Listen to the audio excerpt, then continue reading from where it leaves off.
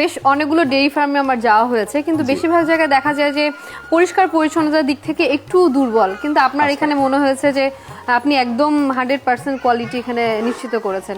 এই পরিষ্কার পরিচ্ছন্নতা কিভাবে আপনি মেনটেন করেন প্রতিনিয়ত? এটা আসলে এটা তো করতেই হবে, কারণ আমরা যদি পরিষ্কার পরিচ্ছন্নতা মেনটেন না করি খামারে কিন্তু আসলে অনেক রোগবালাই হবে, গরুর অনেক রোগবালাই হবে। তারপরে এখান থেকে দুধটা সংগ্রহ করছি সেটাও কিন্তু হাইজিন মেনটেন হচ্ছে না। পাশাপাশি আমরা যদি পরিষ্কার পরিচ্ছন্ন থাকি তখন দেখা যাচ্ছে কিন্তু ম্যাক্সিমাম সময় দেখা যায় যে আপনার এই যে আপনি এসেছেন, আপনার একটা ভালো লাগা কাজ করছে, তো সেরকম কিন্তু আমাদের এখানে অনেকেই ভিজিট করতে আসে, তাদের কাছেও ভালো লাগে। আর একটা কথাই তো আছে যে পরিষ্কার পরিচ্ছন্নতা আমাদের ইমানের অঙ্গ। একদম। আর এছাড়া আরেকটা জিনিস দেখলাম, বায়োসিকিউরিটির যে ব্যাপারটা, এটা আসলে কতটুকু গুরুত্বপূর্ণ একটা ফার্ম করার ক্ষেত্রে? এটা আসলে খুবই গুরুত্বপূর্ণ, কারণ আপনি যদি এটা ইনশিওর করতে না পারেন তখন আপনি লাভজনক তো দূরের কথা, আপনি তো টিকেই থাকতে পারবেন না। একদম। এবং সেই সাথে পর্যাপ্ত আলো বাতাস যেন আসে, ওদেরও একটা কমফোর্টের ব্যাপার আছে। জি জি, সেটা তো অবশ্যই। এটা আমরা চেষ্টা করি আমাদের সাধ্যমতো যতটুকু আসলে করা যায়, এবং আমাদের এখানে যারা স্টাফ আছেন তাদেরকেও সবসময় বলে রাখা আমাদের যে পরিষ্কার পরিচ্ছন্নতার এটা ফার্স্ট প্রায়োরিটি। এই বায়োসিকিউরিটি এবং হাইজিন মেনটেন করার জন্য আপনি কি কি করছেন?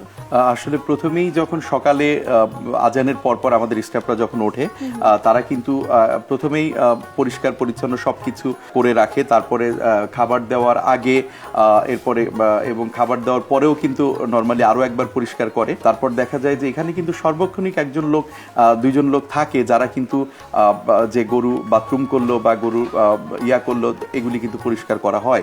এরপরে প্রতিদিন যেমন গরুকে সুন্দরভাবে গোসল করানো, পানির একটা থাকে, পানি নিষ্কাশনের একটা ব্যবস্থা থাকে, সেটা কিন্তু ডিরেক্ট আমরা এখানে কয়েকটা স্তরে পানি নিষ্কাশন হয়ে এরপরে কিন্তু ড্রেনে চলে যায়। এবং এখান থেকে যে ওয়েস্টেজ গুলো হচ্ছে সেগুলো তো রিসাইকেল হচ্ছে। হ্যাঁ হ্যাঁ, রিসাইকেল হচ্ছে। যেমন আমরা কিন্তু আমি যদি বলি, আপনি দেখবেন যে আমাদের যে গোবরগুলি আছে সামনে কিন্তু বস্তা বোঝাই করা আছে, এবং এইগুলি কিন্তু আমরা একদম জমিতে নিয়ে যাই এবং জৈব সার হিসাবে আমরা কিন্তু জমিতে ইউজ করি।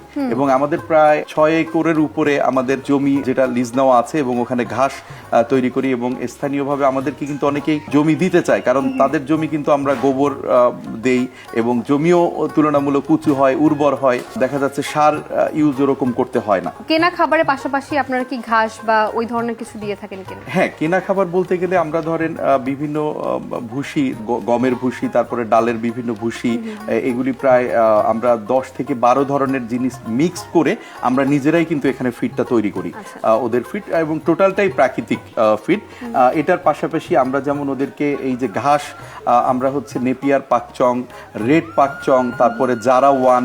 রেড পাকচং ঘাসটা কিন্তু এটা ডেইরির জন্য একটা খুবই গুরুত্বপূর্ণ বিষয়, কারণ রেড পাকচং ঘাস খেলে গরুর দুধ কিন্তু ঘন এবং ইয়েলো এবং রেডিশ একটা ভাব হয় আর কি, যেটা কিন্তু আমাদের বাংলাদেশে রেড পাকচংটা নতুন এবং অনেকে হয়তো বা জানে না। হ্যাঁ, এটা অনেকেই জানে না। এবং আমরা কিন্তু আমাদের নেপিয়ার পাকচং, রেড পাকচং, জারা ওয়ানের এই ঘাসের কাটিং বীজ সেটাও কিন্তু আমরা সেল করি, এবং ওটা তো আপনারা পরবর্তীতে সংরক্ষণও করছেন। হ্যাঁ, ওটা আমরা সংরক্ষণ করছি সারা বছর যাতে ওরা খেতে পারে আর কি। আচ্ছা, এবার ভ্যাকসিনের কথাটা একটু জানতে চাই। ভ্যাকসিনেশন তো নিয়মিতই করা হয়। আচ্ছা, কতদিন পর পর ওদের ভ্যাকসিন করতে হয়? আমাদের আসলে রেগুলার প্রতি মাসেই দেখা যাচ্ছে আমাদের 2 বার করে আমাদের প্রাণী সম্পদ অধিদপ্তরের ওনারা যারা আছেন ওনারা আসলে এটা ভিজিট করেন, এবং রেগুলার ওনাদের পরামর্শ অনুযায়ী কিন্তু আমরা ভ্যাকসিনগুলি প্রোভাইড করে থাকি।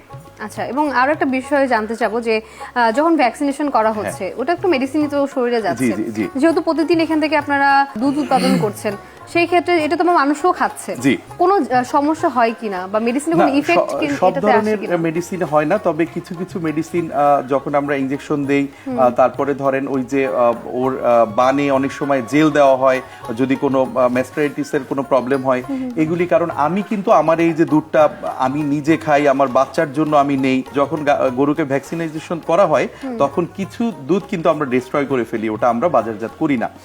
কারণ এই জিনিসটা প্রথমেই আমাদের এনশিওর করতে হবে যে আমরা কিন্তু অনেক সময় দেখি যে আমরা গরুর দুধ খেলে সেখানে আমাদের অ্যান্টিবায়োটিক দেওয়া হচ্ছে গরুকে, সেটা আমাদের শরীরে চলে যাচ্ছে, অনেক কিন্তু এরপরে অ্যালার্জিক ক্রিমিনাশন, রিঅ্যাকশনও হচ্ছে হ্যাঁ, সেই এরকম ক্ষেত্রে। অনেক প্রবলেম হচ্ছে। তো এই জিনিসটা মনে হয় আমাদের খামারিদেরও একটু নজর দেওয়া উচিত, এবং আমরা যারা গরুর দুধ আমরা সংগ্রহ করছি তাদেরও উচিত যে ওই যে খামারি থেকে বা যেখান থেকে দুধটা সংগ্রহ করা হচ্ছে তারা আসলে এটা মেনটেন করছে কিনা। আচ্ছা, এই গরুর ক্ষেত্রে কি কি ধরনের রোগ হয় এবং কিভাবে এটার প্রতিকার বা প্রতিষেধক আপনি ব্যবহার করছেন? আচ্ছা, গরুর প্রথমে যদি আমি বলি খামারিদের ক্ষেত্রে ডেইরি ফার্মের যেটা হচ্ছে অলান রোগ, ম্যাস্টারাইটিস, এইটা আসলে অনেক ক্ষেত্রেই হয়, এবং এটাতে এক একটা গরুর বান কিন্তু নষ্ট হয়ে যায় এবং এটা টোটালি গরু একদম ড্যামেজ হয়ে যায়।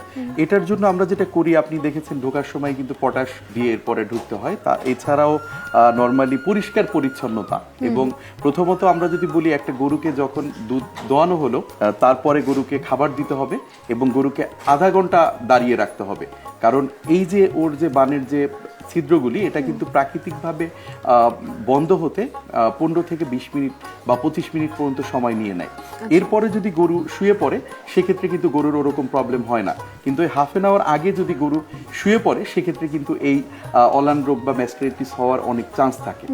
তারপরে যেমন যদি আরো একটা রোগ যেটা খুরা রোগ, এটাও কিন্তু আসলে গরুকে মানে অনেকটা ড্যামেজ করে দেয়। এটার জন্য আসলে ট্রিটমেন্ট আছে, এটা হওয়ার আগেই কিন্তু আমরা যদি কিছু ইনজেকশন দেই বা আমরা এর ট্রিটমেন্টগুলি করি, দেখা যাচ্ছে এটা কম হয়।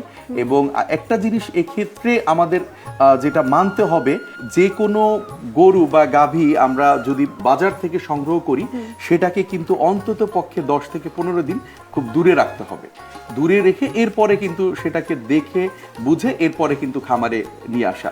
এই সকল রোগের ফার্স্ট প্রায়োরিটি যদি বলি, যে রোগের হওয়ার আগে যে আমি একটা করণীয়, সেটা হচ্ছে পরিষ্কার পরিচ্ছন্নতা যদি থাকা যায়, অনেক রোগকেই কিন্তু আমি দূরে রাখতে পারবো।